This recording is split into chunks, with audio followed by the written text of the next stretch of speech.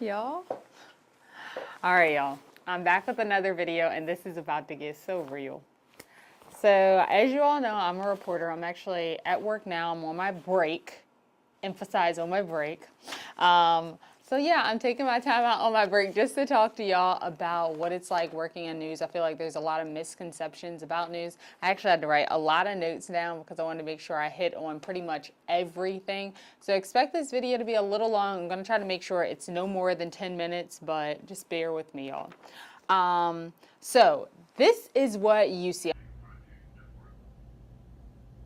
This is the behind the scenes version of all of that. Well, we all had a favorite teacher, the one we just didn't want to leave when we went on to the next grade. And for a few lucky students at Mossy Creek Elementary, they haven't had to just yet.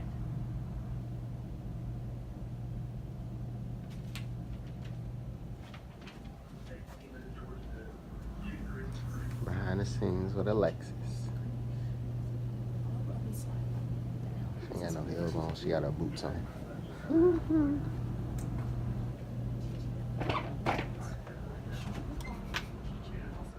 As you can see, I have on Uggs. I mean, like, I'm not dressed from the knee down. Basically, I'm just dressed to look nice in front of the camera, but what you can't see, I look a mess.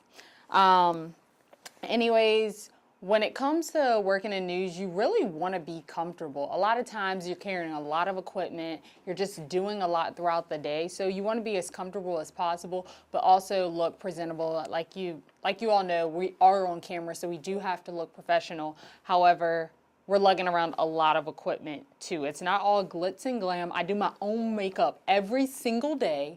No one does my hair, no one does any of that. We're not back here with makeup artists and stylists and stuff getting everything done for us. We do a lot on our own. And a lot, like I said, like a lot of work just goes into being a reporter in general. We're not just working at work, but we have to work at home too. And it can become really like overbearing, stressful. It's a lot. You actually have to have a passion for this. I'm going to talk about that a little more later. But, like I said, it's not easy. We shoot, we write, we edit our own stuff. Not to mention we do the research at home, send in those pitches saying what we're going to be doing stories on. So it's just a lot that goes into this. People always say, like, how do you get your stories? Do they give you your stories? No, you find your own stories. No one's giving you anything. You work for everything on your own, especially in these smaller markets. I'm in Market 105 where we do everything on our own.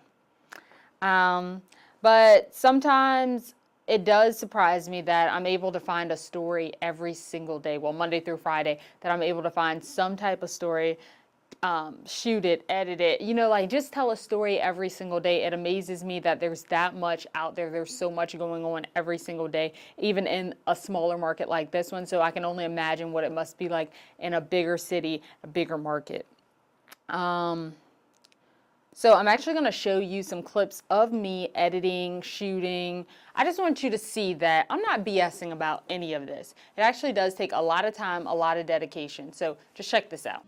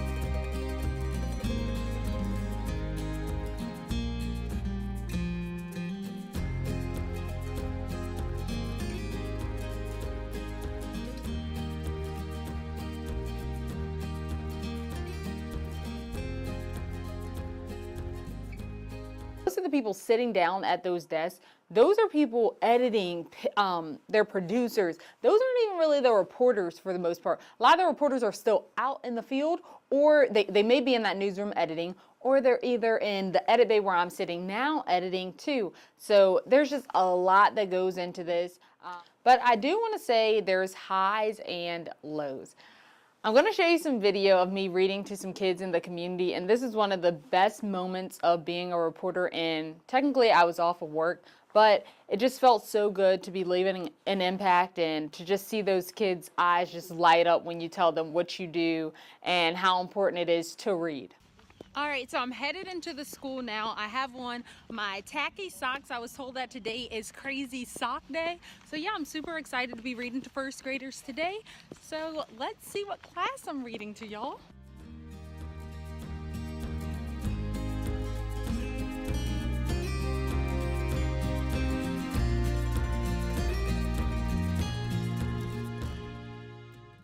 Super excited still to read to these kids. I haven't met them yet, but I just spoke with the librarian. She tells me that they're super into reading. They're going to be interactive, so we'll have to see.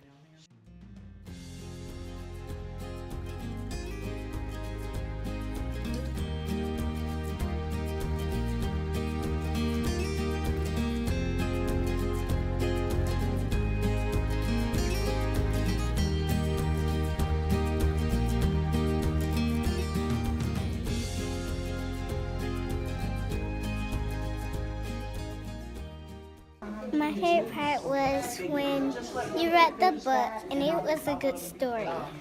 Was it? Okay. What was your favorite part of the book? My favorite part when he said cock-a-doodle. Good job. And tell me what your favorite part of today was? We read the book. So I'm just leaving the school now. I'm walking back to my car. I can't record but so much within schools because, you know, if they don't have releases, they can't be on camera. But it was super awesome. I talked to two of the kids about what their favorite part of the day was, and everyone seemed to really enjoy it. I read to first and third grade. I was only expecting to read to first, but third grade didn't have a speaker today, so I had to be their speaker, and everyone pretty much loved me. And this is just a great experience. At the end of the day, I just love to give back, and literacy, like I said before, it means so much. Like I told them, you'll use it throughout your entire life. So if you don't like to read, or reading isn't something that's your niche, you just haven't found the book out there for you. There's also lows. This year has probably been the most stressful year of my entire life. I mean, mentally, emotionally, physically, it just tests your health in general. And not only your mental, emotional, and physical health, but it also just, I don't know, it's like it shakes you up in the sense of you create these bonds and then you lose people. I actually lost my favorite photographer on Breaking News, and it sucks. So, I mean, obviously I'm creating a bond with a new photographer now, which in any career path, you're going to have to create new bonds, meet new people, people come and go. However, it just sucks to have that attachment, that bond, and then it's like, oh, that person gets ripped from under you. But I mean, it happens with producers all the time. So, I mean, you never know what it's going to be like on a day-to-day basis. Who's going to quit? Who's going to put in their 2 weeks? Who's going to break their contract? And I know at some stations the turnover rate isn't that high, but I mean, it happens quite often here. Like I said, this year has been one of the hardest years of my life. I'm kind of in this funk where it's like, is this what I really want to do for the rest of my life? I feel like I've been discouraged a lot this year. And though I have the passion for this field, I feel like a part of it has been ripped from under me.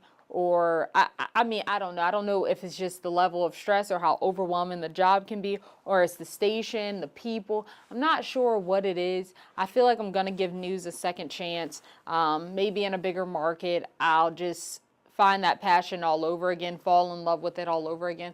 Because right now, like I said, I'm feeling pretty discouraged. Every day has been,